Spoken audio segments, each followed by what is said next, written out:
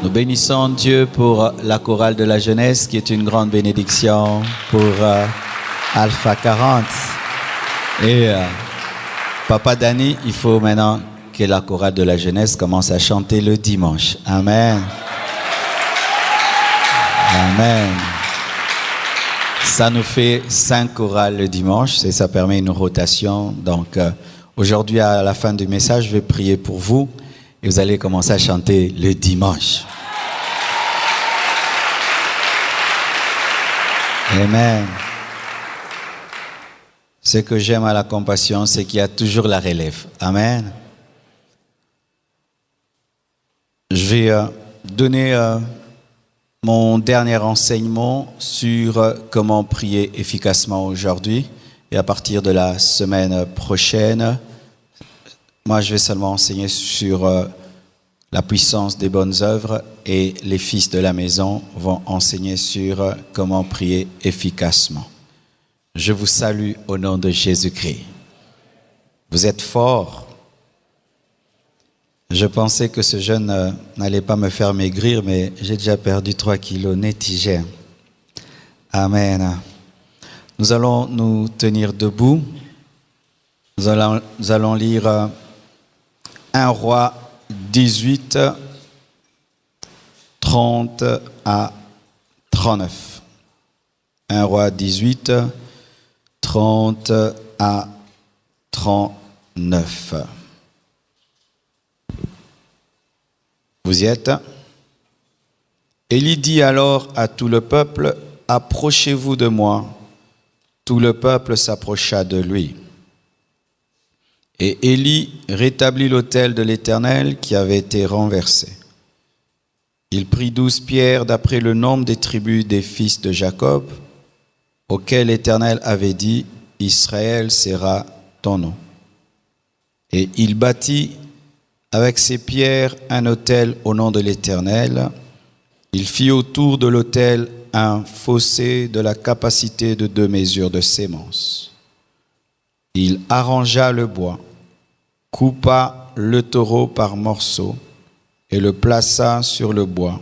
Puis il dit, « Remplissez d'eau 4 cruches et versez-les sur l'holocauste et sur le bois. » Il dit, « Faites-le une seconde fois. » Et ils le firent une seconde fois. Il dit, « Faites-le une 3e fois. » Et ils le firent une 3e fois. L'eau coula autour de l'autel et l'on remplit aussi d'eau le fossé. Au moment de la présentation de l'offrande, Élie, le prophète, s'avança et dit, « Éternel, Dieu d'Abraham, d'Isaac et d'Israël, que l'on sache aujourd'hui que tu es Dieu en Israël, que je suis ton serviteur et que j'ai fait toutes ces choses par ta parole. Réponds-moi, Éternel, réponds-moi, afin que ce peuple reconnaisse que c'est toi, Éternel, qui es Dieu, et que c'est toi qui ramènes leur cœur. » Et le feu de l'Éternel tomba, et il consuma l'holocauste, le bois, les pierres et la terre, et il absorba l'eau qui était dans le fossé. Quand tout le peuple vit cela, ils tombèrent sur leur visage et dirent, « C'est l'Éternel qui est Dieu, c'est l'Éternel qui est Dieu. » Nous acclamons. Asseyez-vous, s'il vous plaît. Comment prier efficacement? Il ne faut pas seulement prier, il faut prier avec efficacité. Ça veut dire qu'il faut que les prières soient exaucées. C'est ça une prière efficace. Une prière efficace, ce n'est pas une prière extraordinaire, une prière qui impressionne les autres, mais c'est une prière exaucée. Si ta prière est exaucée, elle est efficace. Amen. Alors, il y a un homme dans la Bible qui nous est donné comme un exemple de vie de prière. Il s'agit du prophète Élie. Cet homme a paru brusquement dans la Bible. Élie le Tishbite. Brusquement, on ne parle pas trop de ses origines, trop de sa famille, trop de son père spirituel. Brusquement, cet homme est apparu dans la Bible avec un merveilleux fils spirituel, Élisée. Cet homme était un homme avec des prières efficaces, de sorte même que dans le Nouveau Testament, lorsque les apôtres veulent exhorter l'Église à la prière, les apôtres parlent d'Élie. Jacques parle d'Élie. Frères et sœurs, je n'aime pas envier les résultats des autres, mais j'aime étudier le processus par lequel ils sont passés pour devenir ce qu'ils sont devenus. Lorsqu'un homme fait des miracles, lorsqu'un homme réussit dans ce qu'il fait, je n'aime pas demander ses résultats à Dieu. J'aime demander à Dieu ses secrets, les principes qu'il a mis en œuvre pour parvenir à ces résultats. Nous voyons un homme qui prie et le feu tombe du ciel sur la terre. Un homme qui prie et pendant 3 ans et demi, il n'y a pas de pluie. Un homme qui prie et puis la pluie tombe. Un homme qui prie, un mort ressuscite. C'était un homme extraordinaire et qui avait des grands principes dans sa marche avec Dieu. Et étant donné qu'en Dieu, il n'y a point d'acception de personne, je crois que si tu pratiques les mêmes principes qu'Élie, tu auras les mêmes résultats que lui. C'est pourquoi avant de nous pousser à prier, nous allons étudier quelques principes qui sont cachés dans sa prière et la manière dont il s'est comporté face à Jézabel, face à Akab et face aux prophètes de Baal et d'Astarté. Cette histoire, lorsque nous l'étudions, c'était un temps crucial dans la vie d'Israël. Israël clochait entre l'Éternel et Baal. Vous imaginez le peuple de Dieu, les fils d'Abraham, les fils d'Isaac, les fils de Jacob, le peuple que Dieu a sorti de l'Égypte à main forte, à bras étendus, un peuple qui a vécu la main de Dieu, qui peut dire que Dieu existe. Un temps, il y a eu un mauvais roi, Akab, qui avait épousé une mauvaise femme, Jézabel, et ces deux ont amené Israël dans l'idolâtrie, dans l'adoration des démons, dans la pratique de l'occultisme, dans le sacrifice humain, car lorsqu'on adore Baal, Baal était un démon qui réclamait aux parents de tuer leurs enfants. Et Israël était entre l'Éternel et Baal. Quelle honte! Quelle abomination devant Dieu! Et Dieu a suscité le prophète Élie afin qu'il puisse rétablir les choses et que clairement en Israël, on puisse savoir qui est Dieu.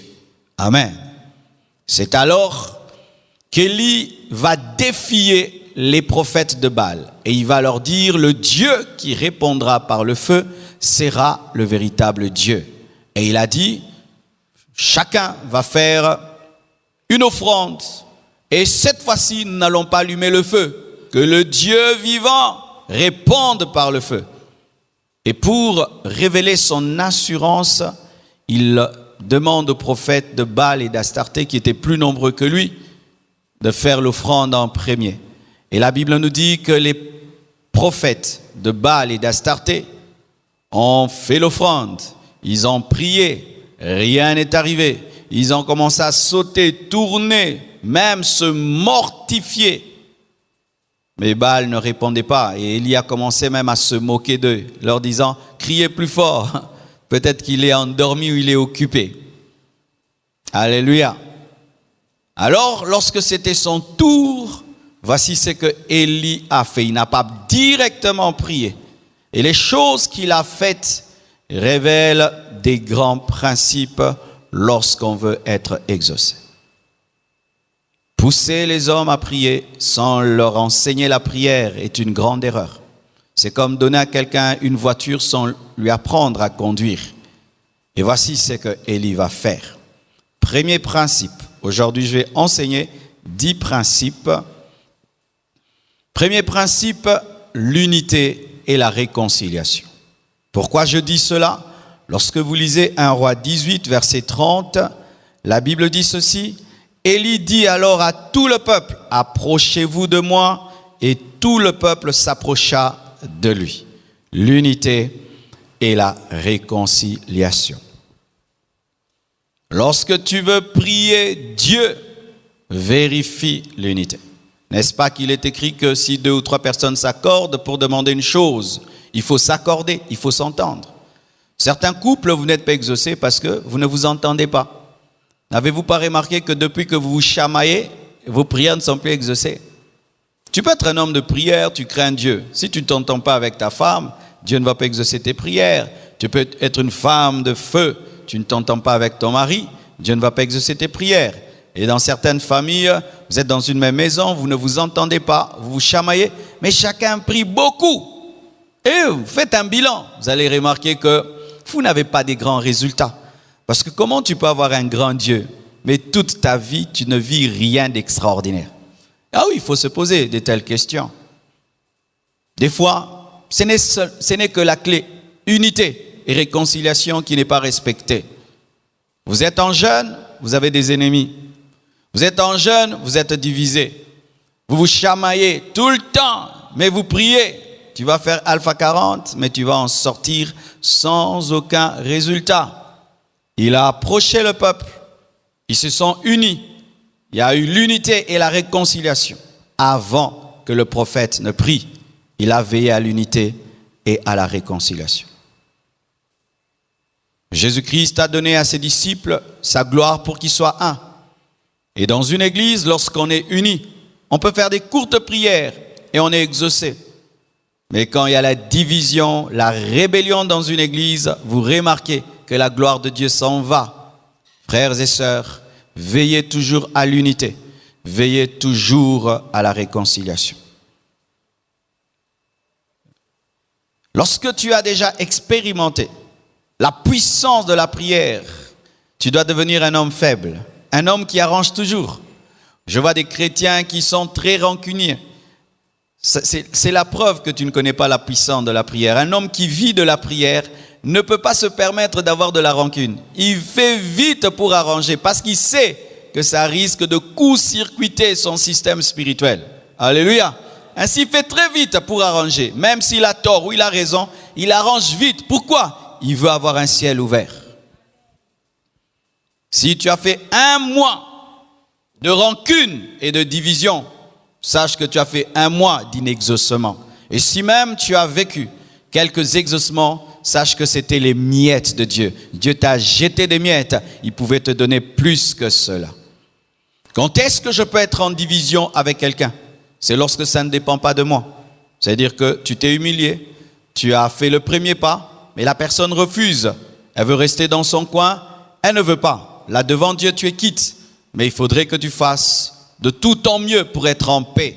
Mais si cela ne dépend pas de toi, la personne a décidé de te haïr, elle a refusé de te pardonner, là tu es en paix avec Dieu. Mais vous devez faire un effort, l'effort d'arranger, l'effort de vous réconcilier. C'est pourquoi souvent les départements d'intercession dans les églises sont attaqués par la division, par des discordances. Si vous êtes là, président de département, et vous dirigez l'intercession, vous devez veiller qu'il n'y ait jamais de division. 3 intercesseurs contre 5 intercesseurs, 10 intercesseurs qui critiquent leur président. Quand vous priez, le diable se moque de vous parce qu'il connaît la parole de Dieu. L'unité, l'unité. Deuxièmement, la restauration de la communion avec Dieu. Redonner à Jésus-Christ sa place dans ta vie. La repentance, te mettre en ordre et ce, dans tous les domaines de ta vie.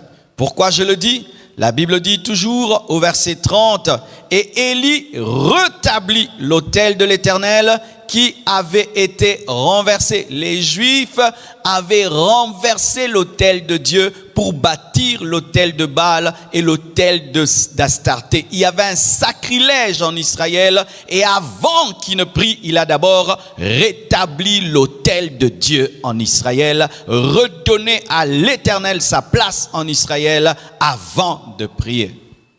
Est-ce que l'autel de la croix est rétabli dans ta vie? Est-ce que Jésus-Christ a toujours sa première place dans ton cœur? Est-ce que tu t'es repenti de tous tes péchés? Est-ce que tu as rétabli ta communion avec Dieu avant de prier? On ne prie pas un Dieu en colère. On ne prie pas un Dieu dont l'autel est renversé. On ne prie pas un Dieu dont l'autel est anéanti. Il faut rebâtir la communion, rebâtir l'intimité, se repentir, redonner à Dieu sa première place dans ta vie. Avant de prier, il faut que celui que tu pries soit le premier de ta vie. Si c'est Baal, si c'est Astarté, si c'est un homme, si c'est une femme, si c'est l'argent, si c'est toi-même, si c'est je ne sais quoi, tu dois renverser l'autel de Baal, renverser l'autel d'Astarté et bâtir l'autel de Dieu. Et aujourd'hui, l'autel pour nous, c'est la croix. Et celui qui doit être au centre de nos vies, c'est Jésus-Christ de Nazareth. Est-ce que Jésus est au centre de ta vie? Est-ce que tu t'es réconcilié avec Dieu? Est-ce que tu as renoncé à tes péchés? Troisièmement, il faut présenter Jésus-Christ au Père ou faire une prière accompagnée d'une offrande inspirée par le Saint-Esprit. Je répète, il faut présenter Jésus-Christ au Père ou faire, en plus de cela, une prière accompagnée d'une offrande inspirée par le Saint-Esprit. La Bible nous dit, au verset 33, « Il arrangea le bois, coupa le taureau par morceaux et le plaça sur le bois. » Alléluia. Il n'a pas prié avec un autel vide. Il y avait une offrande sur cet autel. Et l'offrande sur notre autel, d'abord, c'est Jésus-Christ de Nazareth. Lorsque tu pries, tu dois présenter Jésus au Père. Tu ne dois pas présenter ta propre justice. Tu ne dois pas présenter ton estomac vide. Tu ne dois pas présenter tes efforts. Tu dois présenter Jésus. Tu dois prier au nom de Jésus. Rappelez-vous des enseignements sur la prière au nom de Jésus. Dieu ne nous exauce pas. Il exauce son Fils en nous. Il a dit, c'est que vous demanderez en mon nom, je le ferai. Quand tu pries, prie au nom de Jésus. Quand tu prie, prie au travers de l'œuvre de la croix. Quand tu pries, compte sur le sacrifice de Jésus-Christ à la croix. Ne te fonde pas sur toi-même, mais fonde ta prière sur l'œuvre de la croix. Il faut un sacrifice sur l'autel. Alléluia. Deuxièmement, après que tu aies prié au nom de Jésus-Christ, le Saint-Esprit peut te demander d'accompagner ta prière d'une offrande. La Bible nous dit que lorsque l'ange est apparu à Corneille, il lui a dit quoi? Tes prières et tes aumônes ont été entendues. Pas seulement les prières, les aumônes aussi. Tu peux faire des prières accompagnées des offrandes et des offrandes que le Seigneur te demande. Lorsque tu pries, n'entends pas seulement Dieu dans le domaine des révélations, qui est l'homme de ta vie, qui est la femme de ta vie, qui est le sorcier, mais aussi en matière des offrandes. Dieu peut te dire, cette prière, tu es en train de demander les études, tu es en train de demander le succès, tu es en train de demander la prospérité, tu es en train de demander un travail, donne aussi une offrande, tu es en train de demander ceci, accompagne ta prière d'une offrande. Alléluia.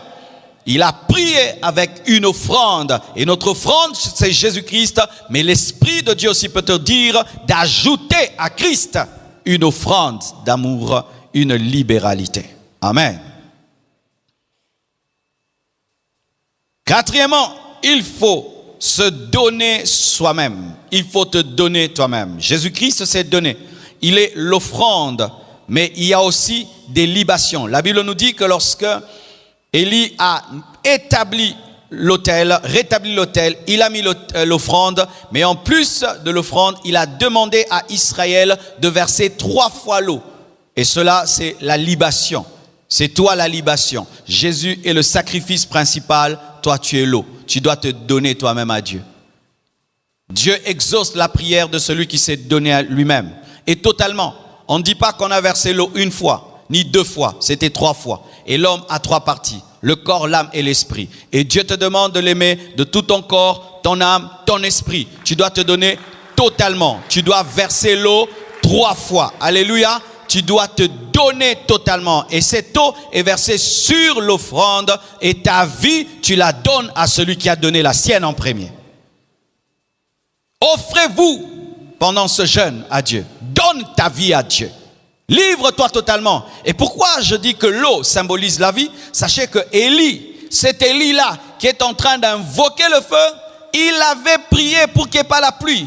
Et lui qui a demandé qu'il n'y ait pas la pluie va auprès du peuple pour demander de l'eau. Où allait-il avoir cette eau? C'était leur réserve, c'était leur vie. C'était leur vie. Et ils ne demandent pas une fois, ils demandent 3 fois de verser de l'eau. C'était un sacrifice. Ils n'avaient pas suffisamment d'eau, mais ils ont donné le peu qu'ils avaient parce qu'Élie l'avait demandé. C'était leur vie qu'ils donnaient. Tu dois donner ta vie. Tu dois donner ta vie. Quand tu pries, tu dois donner ta vie à celui que tu pries. Si tu ne donnes pas ta vie à celui que tu pries, c'est une escroquerie spirituelle. Tu ne recherches que son aide. Seigneur, donne-moi. Seigneur, aide-moi. Seigneur, donne-moi. Seigneur, aide-moi. Ok, mais donne-moi ta vie. Non. Aide-moi, bénis-moi, protège-moi, mais donne-moi ta vie. Je ne veux pas. Non, frère, Dieu ne fonctionne pas ainsi. Tu dois répandre ta vie sur l'autel. Tu dois te donner à celui qui s'est donné. Et quand tu prieras, le feu tombera.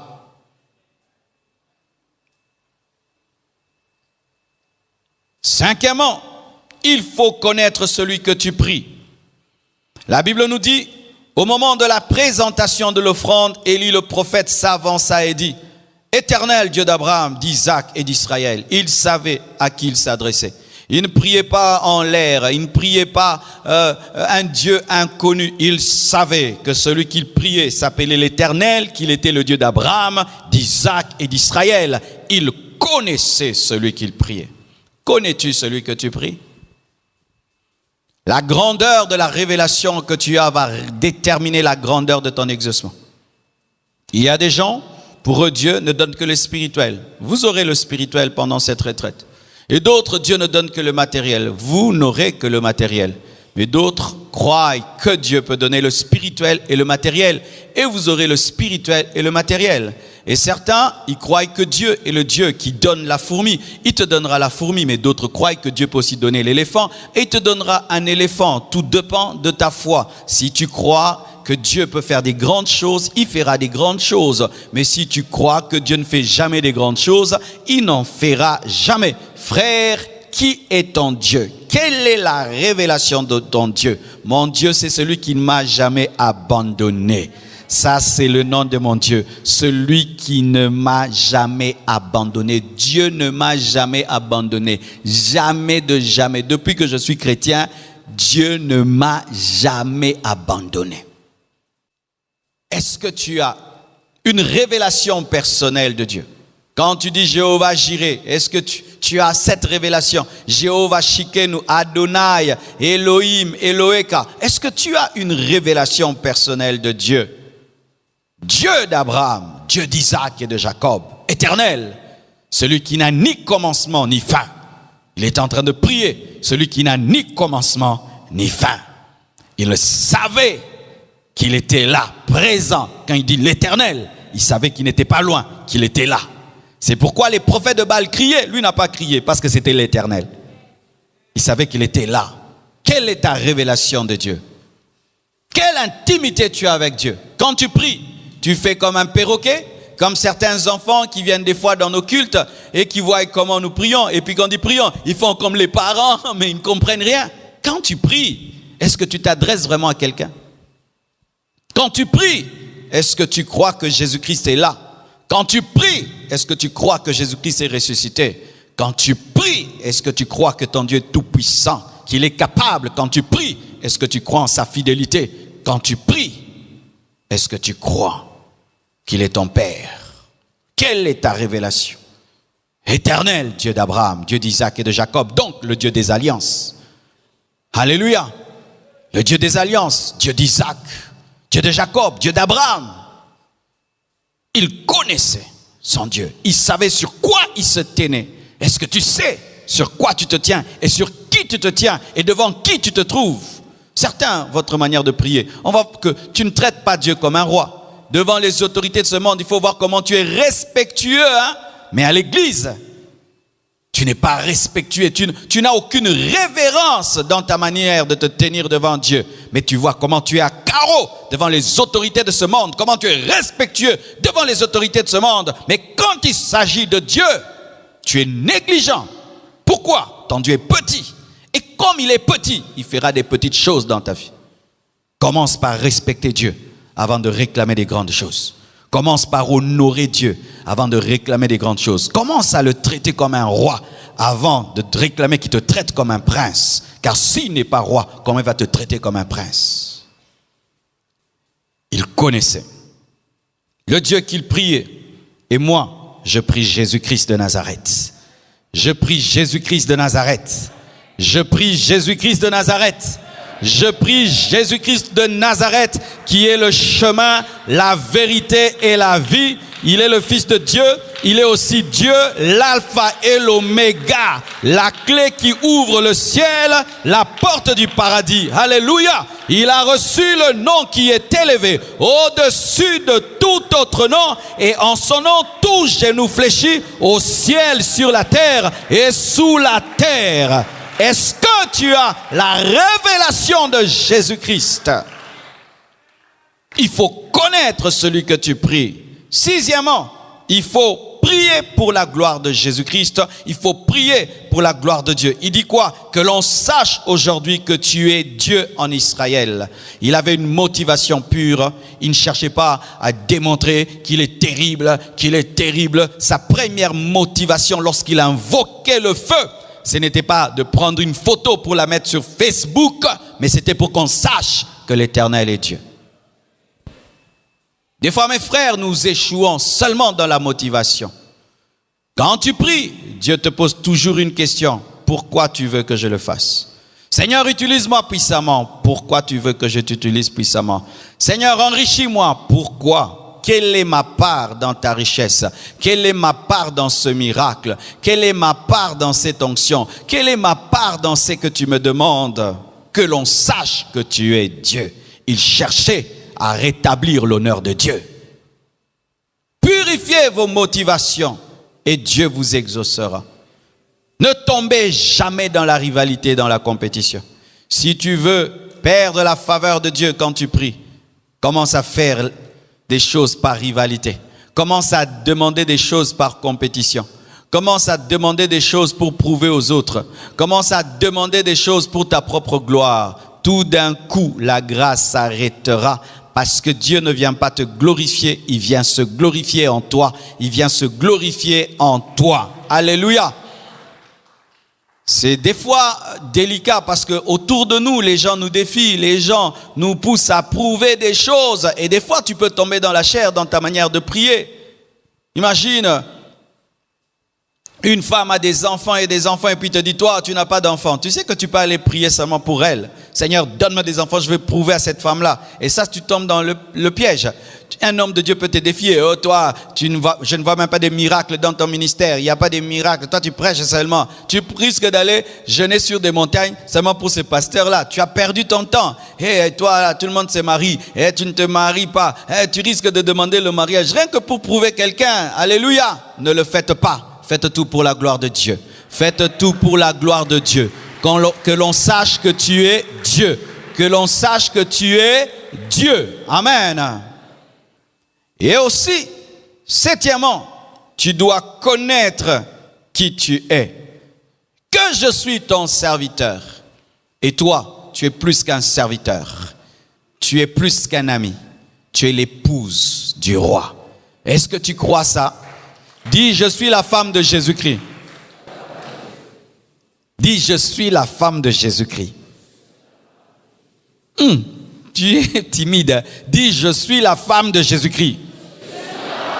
Je suis l'épouse du roi. Je suis une reine. Alléluia. Si tu es la femme du lion de la tribu de Juda, donc tu es aussi la lionne de la tribu de Juda. Alléluia. Tu dois apprendre à rugir, Tu dois te connaître. Tu dois te connaître. Et ça, ce n'est pas de l'orgueil. Tu dois connaître. Élie savait qu'il était un prophète et il savait qu'il était un serviteur de Dieu.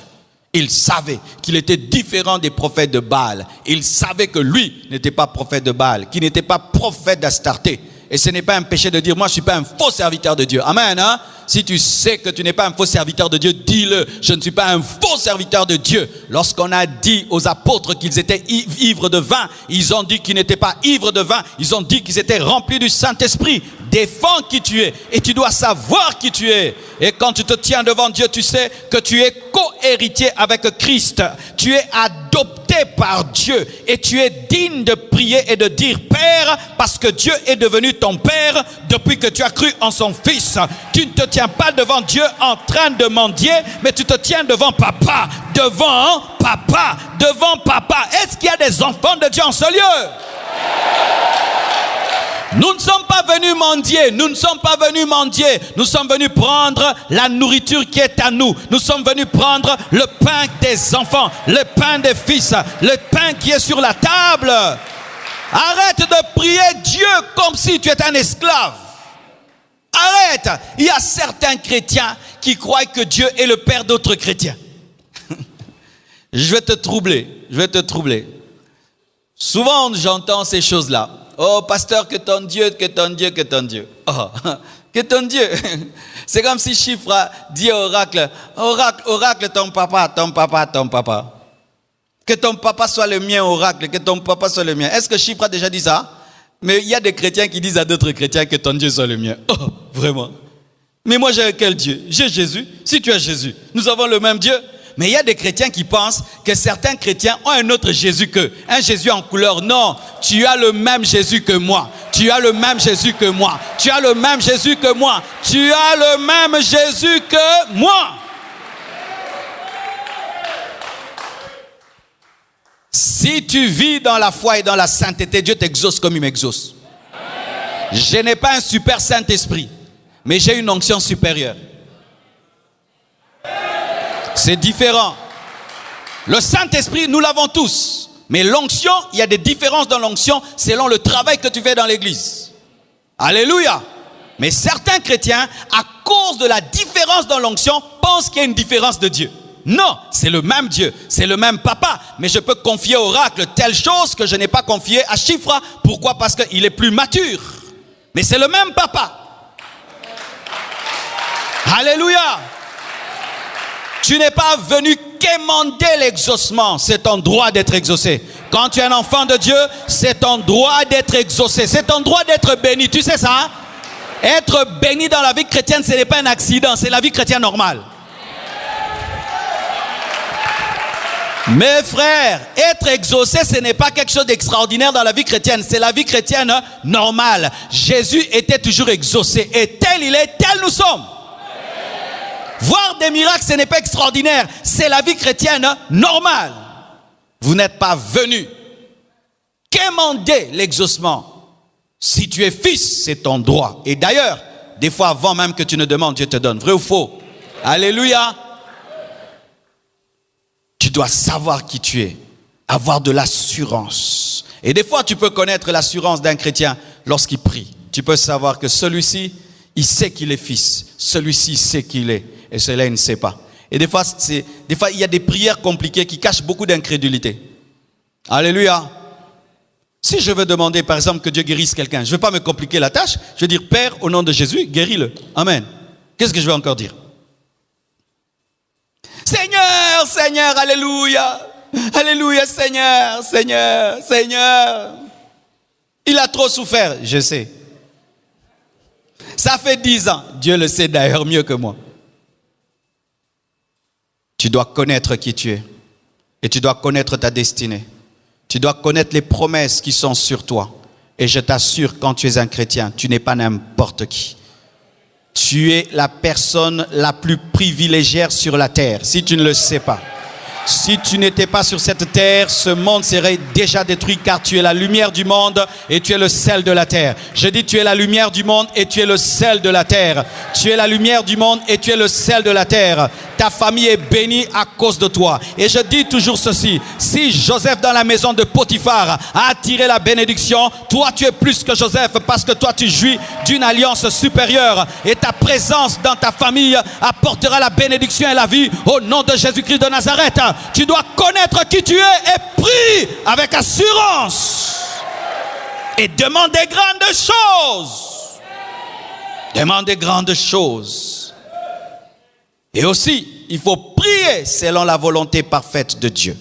La Bible dit ceci, et que je fais toutes ces choses par ta parole. Donc, dans le secret, Dieu avait dit à Élie, quand tu iras, voici ce que tu vas faire. Tu vas dire que le véritable Dieu se révèle par le feu. Tu vas dire, bâtissez l'autel de Dieu et tu vas prier et je vais donner le feu. Élie ne faisait rien par lui-même. Il avait tout reçu dans le secret et dans le public, ce n'était qu'une répétition. C'est ce qu'on dit sur Jésus-Christ. Il ne faisait que ce qu'il voyait au Père. Jésus-Christ fonctionnait comme ça.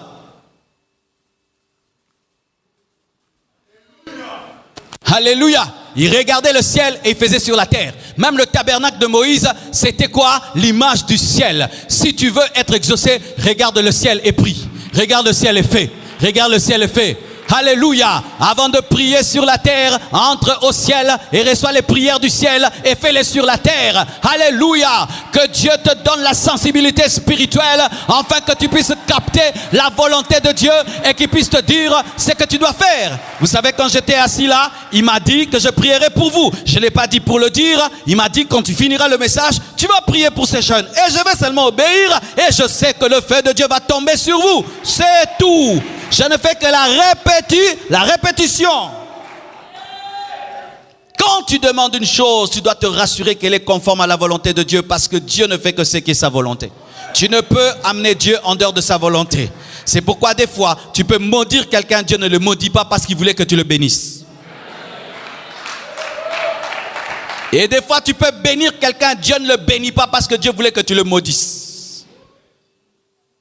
Si tu demandes à Dieu un païen comme mari, Dieu va t'exaucer? Sa parole dit déjà qu'un chrétien ne peut pas épouser un païen, qu'il n'y a pas de rapport entre la lumière et les ténèbres. Alors des fois, tu n'es pas exaucé parce que tu ne connais pas la Bible. La Bible est la première révélation de la volonté de Dieu. Mes frères, vous qui cherchez des prophéties tout le temps, est-ce que tu as déjà lu ta Bible de Genèse, Apocalypse? Tu as la plus grande prophétie, mais tu es en train de chercher des miettes de prophétie. Si tu connais la parole, tu pourras interpréter les prophéties, les paroles de connaissance et les visions et les songes. Mais si tu n'as pas la connaissance de la parole, les visions et les songes peuvent détruire ta vie. Oui, les visions et les songes peuvent détruire ta vie parce que tu n'as pas le basique. Les choses que tu demandes, est-ce que c'est la volonté de Dieu? Tu es en train de dire à Dieu de bénir un voyage dans lequel tu as menti. Tu vois ça? Est-ce que Dieu bénit le mensonge? Mais tu dis, Seigneur, je fais que je voyage. Mais tu as là-bas, tu as mis un nom qui n'est pas le tien, l'âge qui n'est pas ton âge. Tu as dit que tu pars, tu reviendras. Mais tu sais dans ton cœur que tu ne reviendras jamais.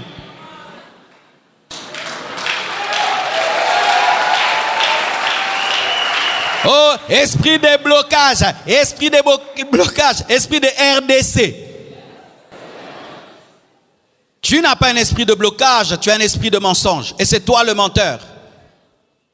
Tu es en train de prier que Dieu te donne le mari d'autrui. C'est un homme marié. Mais tu pries qu'on prie pour ton mariage. Avec qui?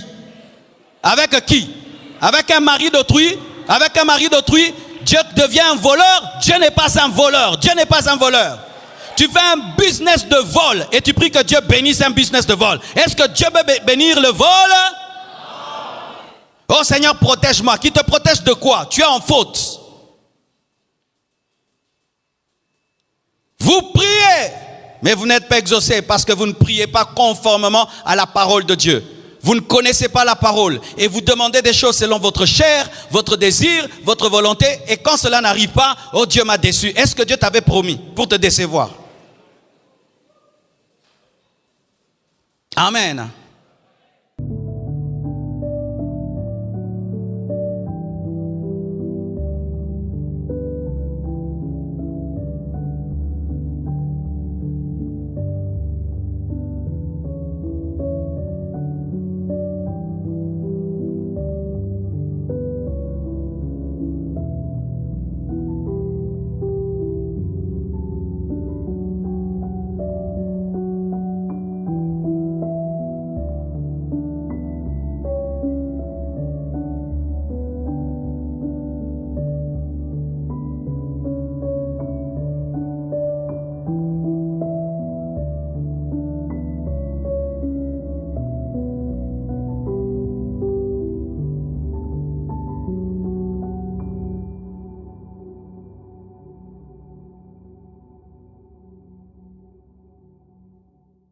Dieu peut te révéler. Il te dit, mon fils, cette année tu ne voyages pas. Tu restes au Congo. Et toi non, tu veux voir l'Europe. Tu veux voir l'Europe et tu dis, Seigneur, bénis mon voyage pour Paris. Est-ce que Dieu va te bénir? Il t'a déjà révélé que tu n'iras pas à Paris. Mais toi, tu aimes la tour Eiffel plus que Jésus. Amen. Les choses que tu demandes, est-ce que Dieu t'a dit de les demander? Est-ce que ce sont des choses bibliques? Est-ce que c'est dans la parole? Est-ce que même, alléluia, montons même plus haut. Au-delà maintenant de la parole basique, il y a maintenant des directions précises. Ou même la bonne chose devient une mauvaise chose. Ah oui? Quand Dieu révèle sa volonté pour une chose, des fois une chose bonne devient mauvaise. C'est comme Dieu peut te dire, aujourd'hui, reste chez toi jusqu'à 18h. Mais toi, tu veux sortir le matin. Sortir le matin n'est pas un péché, mais ça devient un péché parce que Dieu t'a dit de ne pas sortir. Et tu dis, Seigneur, bénis ma journée. Mais Dieu t'a dit que ta journée, c'est à la maison.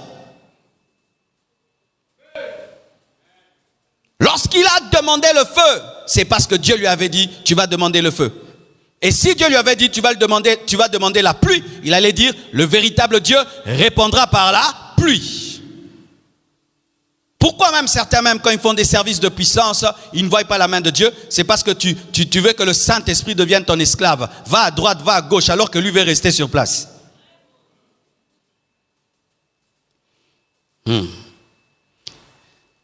Quantièmement encore? Neuvièmement, acclamez pour vous-même. Il faut insister. Dites, il faut insister.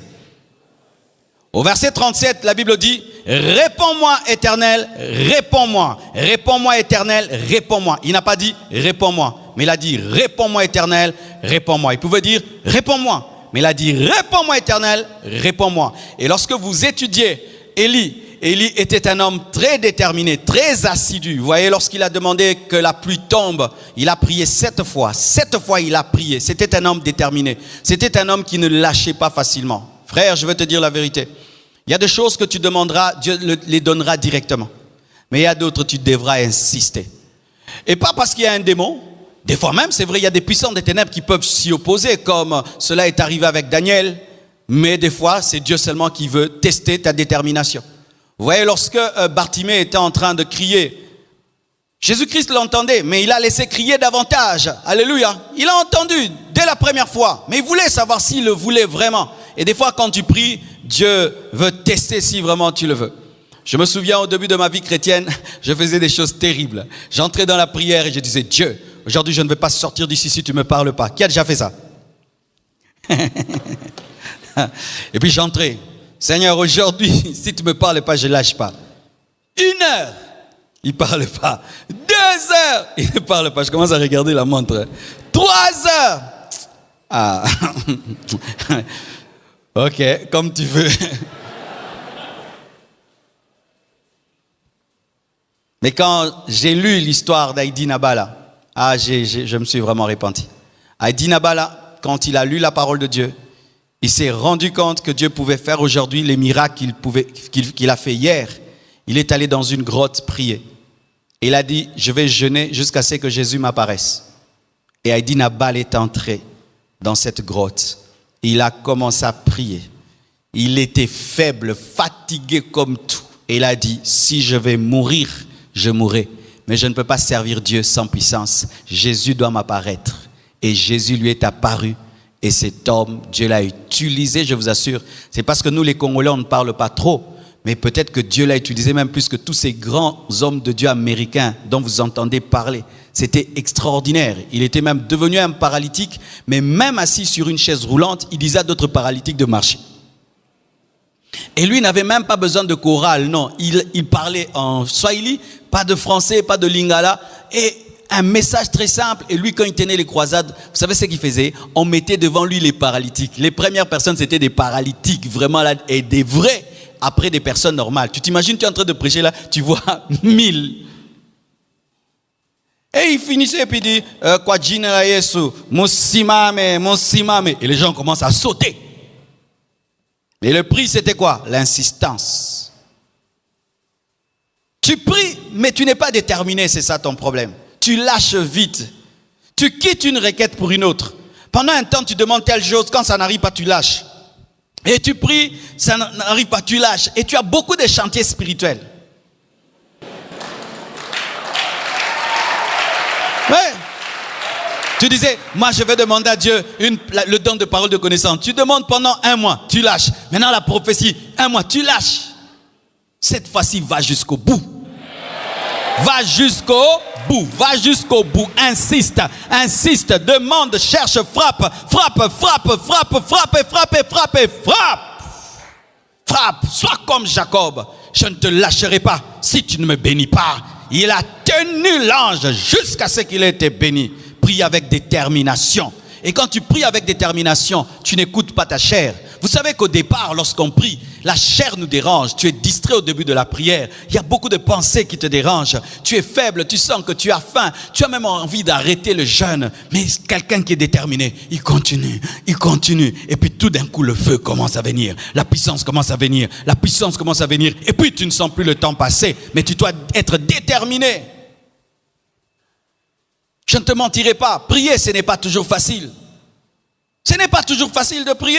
C'est toujours une guerre. Même si tu as 50 ans de vie de prière, tous les jours, tu dois te battre. Tu dois te battre. Mais certains, vous lâchez facilement. Tu pries bien lundi, mardi, tu ne pries pas. Tu as une requête, tu la lâches. Tu as 2 requêtes, tu lâches. Mais frère, va jusqu'au bout. Jusqu'à avoir un témoignage. Jusqu'à avoir un témoignage. Alléluia. Jusqu'à avoir un témoignage. Par année, il y a une requête que j'ai de janvier jusqu'en décembre.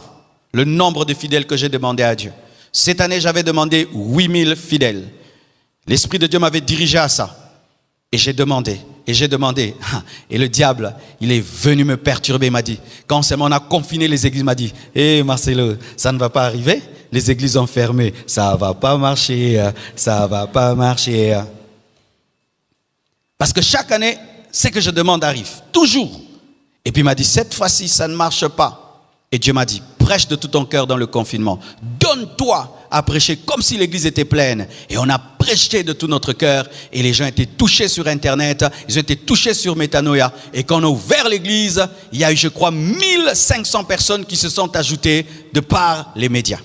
Mais on n'avait toujours pas atteint les 8000. On était dans 7000, 7300, 7000. Mais moi, j'avais demandé 8000. Et à la veillée, jusqu'en décembre, ça n'était pas encore arrivé. Le diable me disait, c'est pas arrivé, c'est pas arrivé. Et on devait faire la veillée. Et je m'étais dit, c'est sûr que Dieu va le faire le 31 décembre. Et le 31 décembre, qu'est-ce qui s'est passé? Pas de veillée de prière, embouteillage. Et maintenant, là, le diable me dit, laisse tomber, cette année, ça n'a pas marché. Et j'ai dit à Dieu, je le crois, je le crois. Et le 31 décembre, mes frères, lorsque on compte les gens avec les embouteillages, on était à 7000 et quelques. Et le diable m'a dit, tu vois, c'est pas arrivé. Et mais moi, dans mon cœur, j'ai dit non, c'est arrivé. Mais à cause des embouteillages, ces personnes ne sont pas venues. Il faut savoir discuter avec les diables, hein. J'ai dit non, ils étaient en route, mais ils ont été bloqués. Mais Dieu m'a donné. Et il m'a dit non. Et je suis allé faire les vacances 2 semaines. Et pendant 2 semaines, premier culte du dimanche, 8300 personnes. Et puis 8000. Et puis 8000. Aujourd'hui, en semaine, nous atteignons même 4000 personnes en semaine. Dieu est fidèle, mais il faut insister. Il faut insister. Il faut insister. Il faut insister. Il faut insister. Des fois, même la réalité peut te décevoir, mais tu mets la réalité de côté. Tu continues à confesser. Tu continues à confesser. Même si tu sens, tu refuses de confesser ce que tu sens. Tu continues à dire. Tu continues. Éternel, réponds-moi. Éternel, réponds-moi. Éternel, réponds-moi. Je ne répète pas parce que je doute, mais je répète parce que j'insiste. Je ne répète pas parce que je doute, mais je répète parce que j'insiste. Je ne répète pas parce que je doute, mais je répète parce que j'insiste, Seigneur. Alléluia. Alléluia. Il faut être un guerrier, mon frère, quand tu pries. Un guerrier. Quand tu te tiens devant Dieu, Dieu sait que mon fils là, ce petit, quand il vient devant moi, il sort toujours avec quelque chose. Même les anges disent à Dieu, il est venu. Ok, préparez déjà, préparez. Comme il est venu encore, il est venu, mais il était là hier la nuit. Il est encore là le matin. Préparez déjà, il veut quoi? Il est en train d'insister. Il a dit en 2021, il a refusé la vie de 2020. Regardez s'il le veut vraiment. Et Dieu peut lire dans ton cœur si tu le veux vraiment. Frère, priez avec ferveur. Tu viens à l'église, on devait te mettre quelque part et on te met sur une chaise que tu n'as pas aimée. Frère, quand tu sais pourquoi tu es venu, tu t'en fous de la chaise. Je vois des gens qui sont distraits tout le culte. Pourquoi? La chaise n'était pas bien, on m'a mis à côté des toilettes. Je m'en fous de l'odeur des toilettes. Laissez-moi prier. Un jour, je suis allé en retraite dans une maison, mes frères. Ils disent non, qu'ils vont me recevoir et me donner une chambre. C'était une chambre à côté de la toilette. Pendant toute la retraite, toutes les odeurs de la toilette étaient sur moi. Et puis j'ai dit, Dieu, tu permets ça? Il m'a dit, oui, sois là.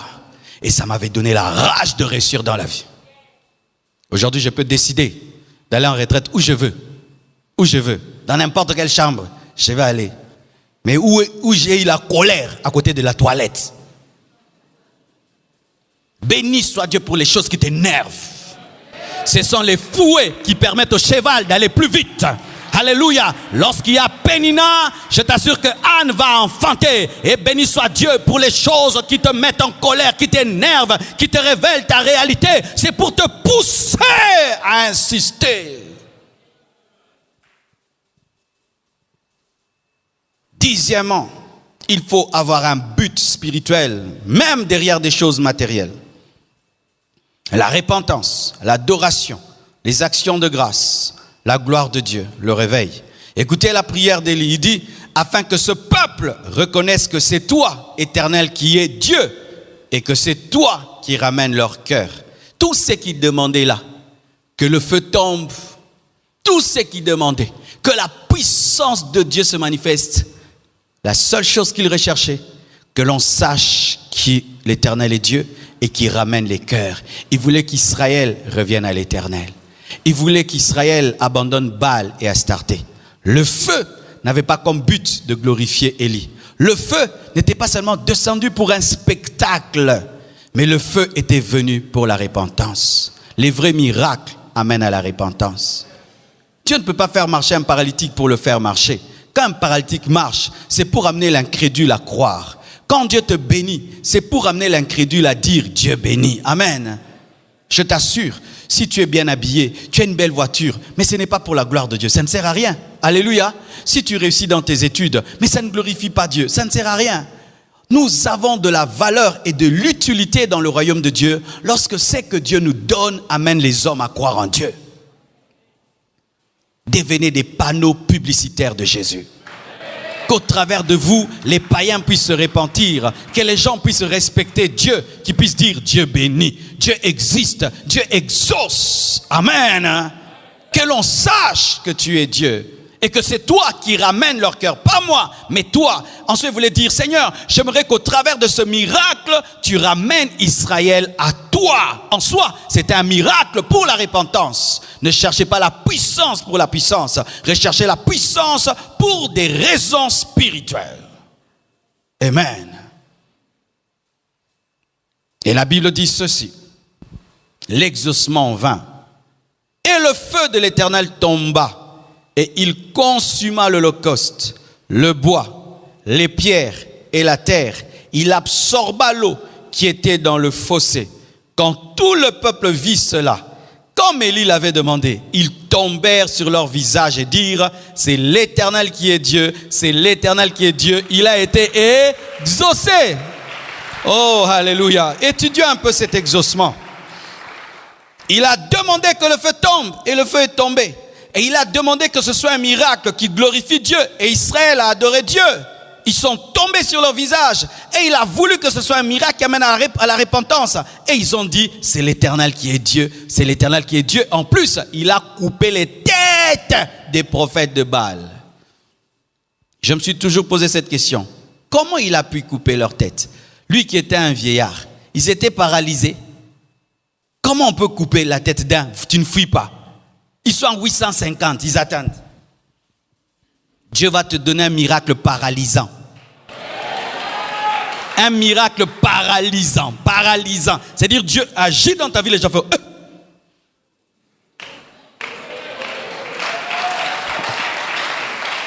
Quand le feu est tombé, il a brûlé l'holocauste, il a brûlé le bois, il a brûlé les pierres, il a même absorbé l'eau.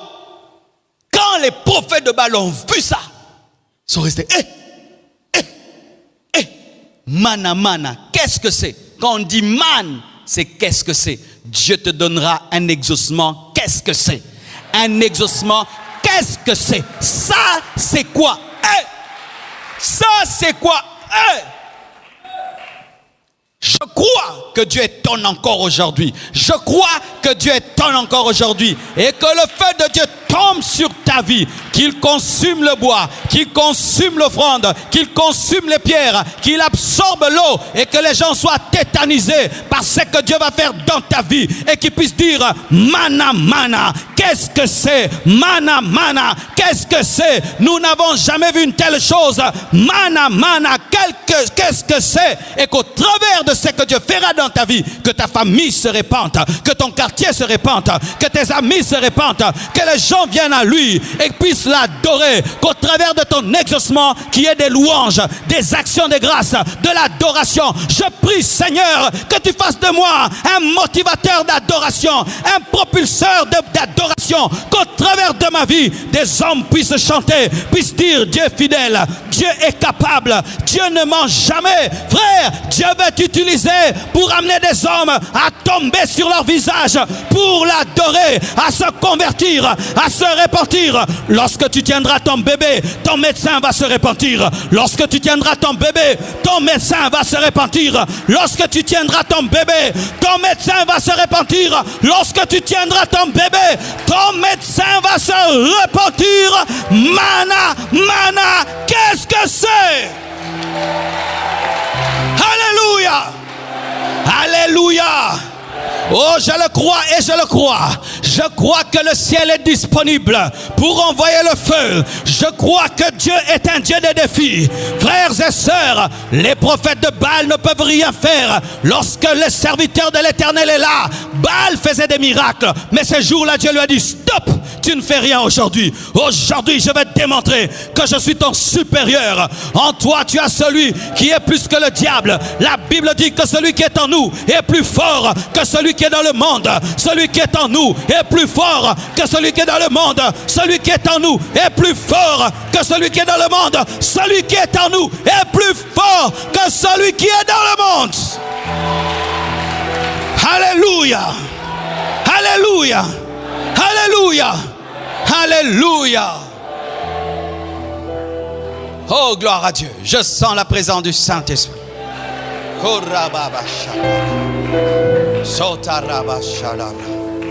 oh, chorale, mettez-vous là, je vais prier pour vous. Aujourd'hui, nous serons ponctuels.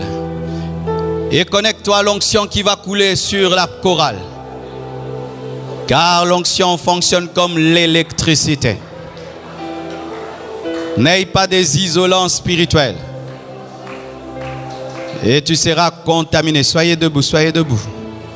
Et tu seras contaminé.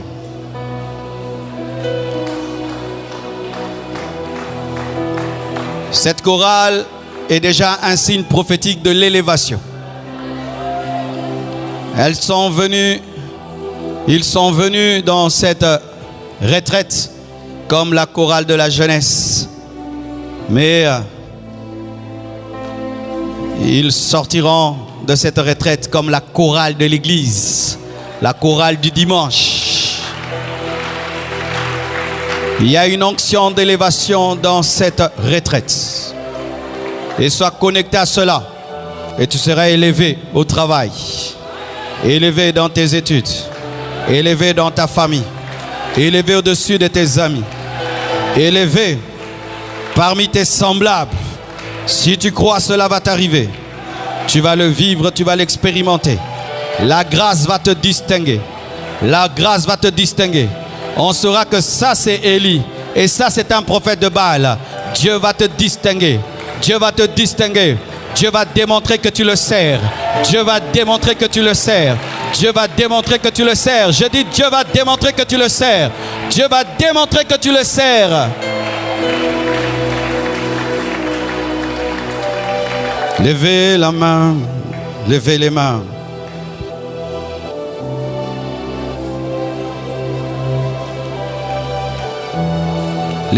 Levons nos mains vers la chorale. Et prions. Prions. Prions. Prions pour eux. Mmh.